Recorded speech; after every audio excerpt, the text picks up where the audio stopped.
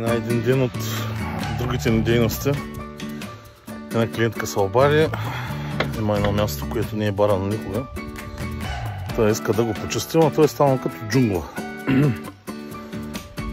Сега ще ви обърна да видите как се работи в екип и как се получават нещата.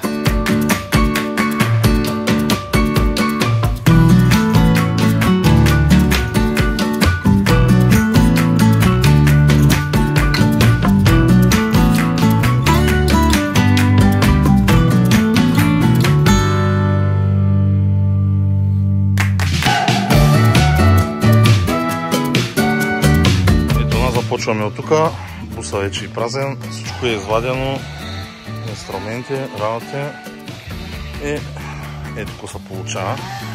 Ето тук до моста беше джунгла, горе.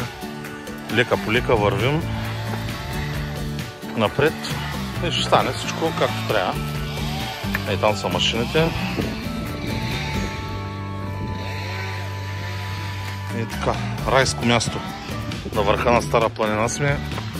Село Дрента, страхотно уникално място. Ей така става. Ще направим едно видео при завършен обект. Лека по лека нещата отиват към края.